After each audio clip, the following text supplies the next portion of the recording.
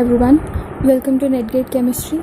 So today we are going to start with the topic theories of coordination complexes, and the first theory which we are going to introduce is Werner's theory. Okay.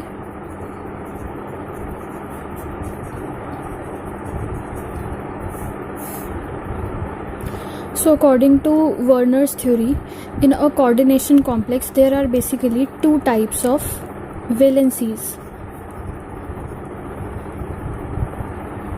Okay, the primary valency and secondary valency. Okay, so first we'll discuss about primary valency.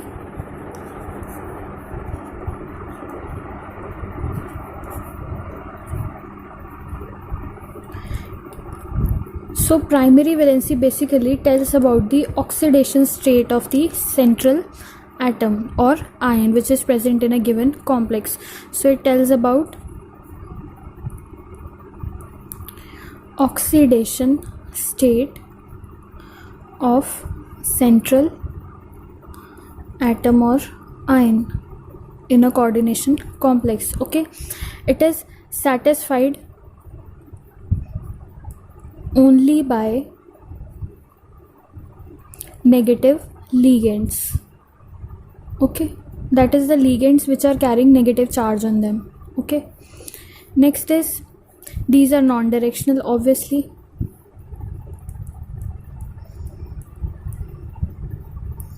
So because these are non-directional, so they cannot decide the geometry of the complex.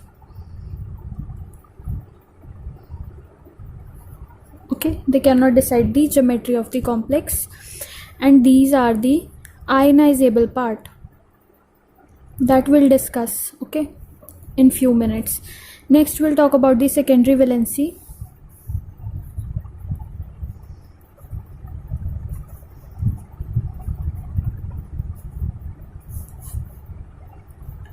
So it depends on the coordination number of central atom or ion.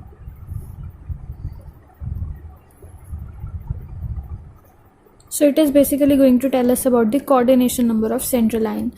Okay, so it could be satisfied either by negative ligands also or neutral ligands also, that you can write by your own. Okay, so it is satisfied either by neutral or negative ligands or by both also. Okay, or by both.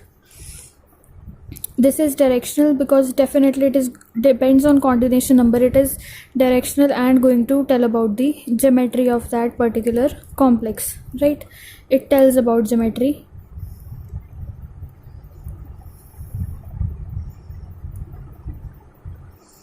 And it is non-ionizable part. Okay,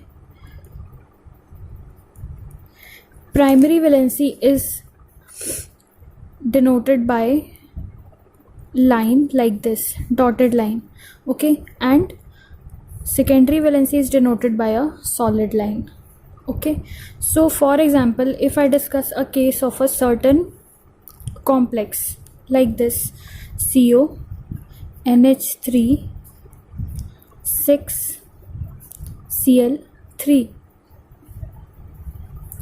So in this complex what will happen, cobalt will be present here at the center. Okay, there are 6 ammonia ligands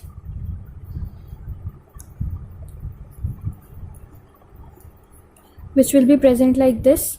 Okay, telling about the coordination number. These are going to tell about the coordination number. So it will be secondary valency and it will be denoted by solid line. So ammonia will be present like this.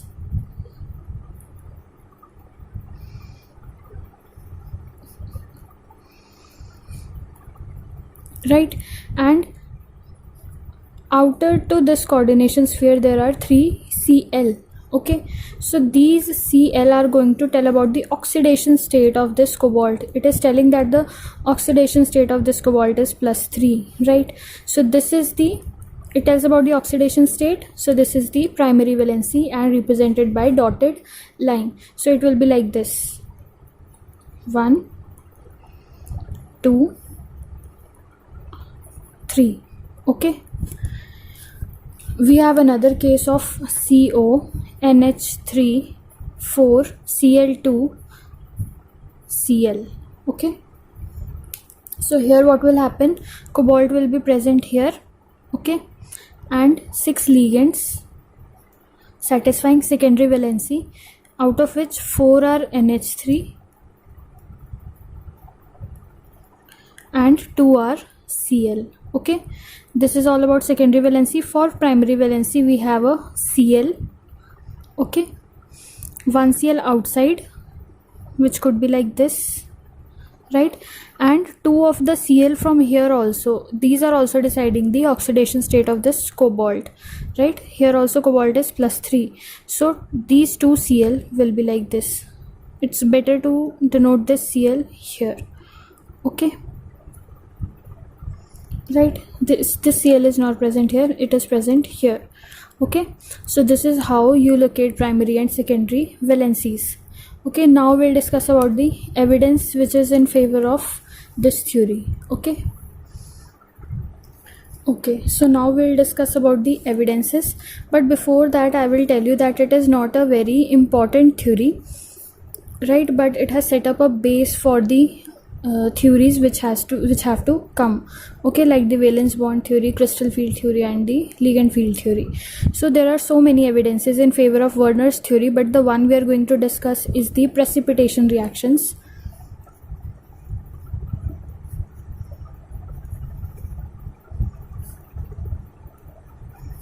For example, if we have a complex like this, CONH3 6 Cl3, okay, and we provide 3Ag positive, then it will give 3AgCl as precipitates. Okay, so that is these 3 Cl which are present outside this coordination sphere, these are the ionizable part, and they have undergone reaction with Ag positive and precipitated out AgCl. Similarly, if we have CONH3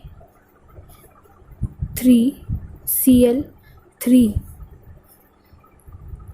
okay, suppose take the case of NH3 4 Cl2 and 1 Cl outside. Okay, so we have only 1 Cl outside, so 1 Ag positive will be used and AgCl will be precipitated out. Okay, because there is only 1 Cl present in the ionizable part. Also, if we have CONH3 Cl3, and if we provide Ag positive medium, then there will be no reaction, because in the ionizable part there are no Cl present, Cl negative present. Okay, so these are the evidences which favor the Werner's theory, that is, these are the ionizable part which are satisfying the oxidation state, hence the primary valency, right, and it also tells about the secondary valency. So these are the evidences. Okay, now there are so many limitations to this also, so we'll discuss the limitations also. So the limitations are, it could not explain the magnetic properties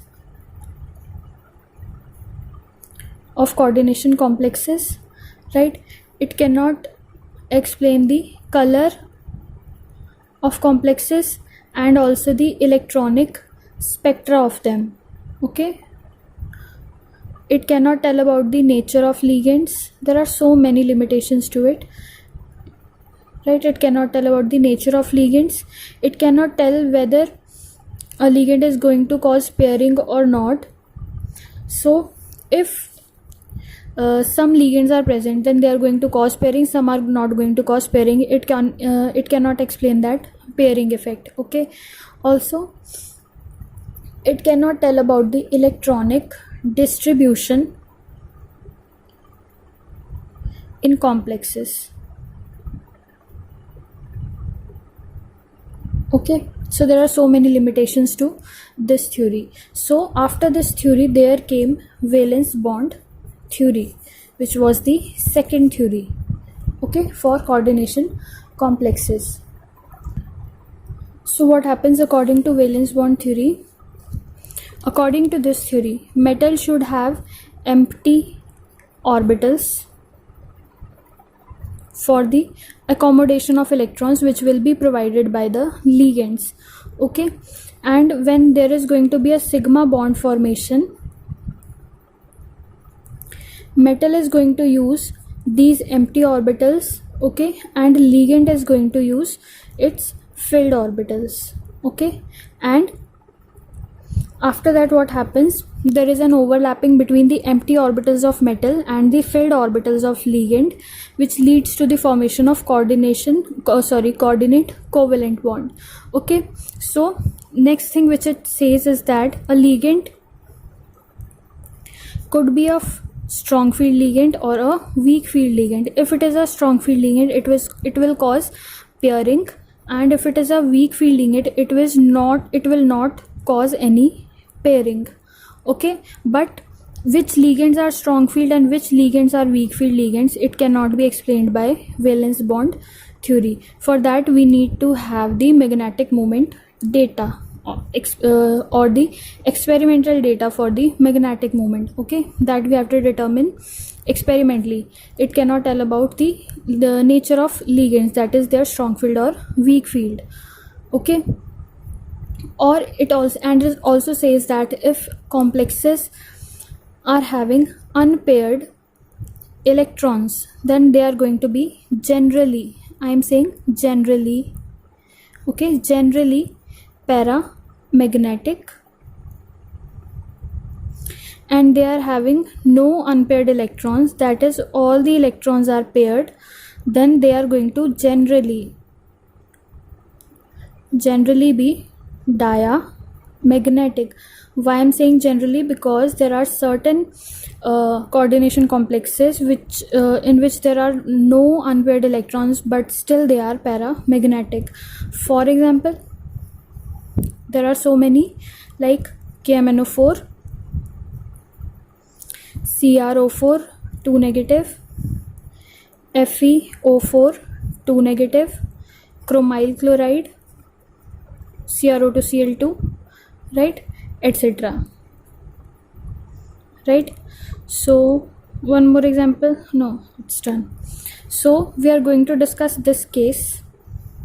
Okay, we'll discuss one case through which you will be clear how these are not having unpaired electrons. Okay, and the absolute reason for them to become paramagnetic, for these compounds to become paramagnetic, that we are going to discuss while we are going to study magnetism. But for now you can see that if you look at KMnO4 or MnO4 negative, then here Mn is having d0 electrons. Okay, so it is having d0 electrons. So what happens, see, these are n-1 d, s, 3p, and then d. So here we are having 0 orbitals, right, 0 electrons, because it is a d0 system. Also here what happens, it undergoes d3s hybridization, okay, and after hybridization what happens, how should I show you? Okay, I'll show you in the next page. So in case of MnO4 negative, what will happen, we are having d0 system, right, having 0 electrons in n-1 d subshell, right, it undergoes d3s hybridization. Okay, and after hybridization what happens, this is 3d, this is 4s, 4p, 4d. These two d orbitals are unhybridized here, these two are of 3d. These 3 and this 1s, it has undergone hybridization. This is 4p, this is 4d. Okay, these are all d3s, each one is d3s. So what happens, it combines with O2 negative, and formation of MnO4 negative takes place. Here there are d0, it is a d0 system having no unpaired electrons. There are no unpaired electrons, but still it is paramagnetic. Okay, same is the case of other examples also, which I have written down. Okay, so the explanation for its paramagnetic behavior will be in magnetism topic. Okay, so in the next video we'll be discussing about the valence bond theory. Okay, and the conclusion, the main conclusion which we have drawn from this theory, which will be used further on, and during the development of crystal field theory and ligand field theory, the concepts which were retained from the valence bond theory. Okay, so far that's it for this video. Thank you so much for watching, and don't forget to subscribe the channel.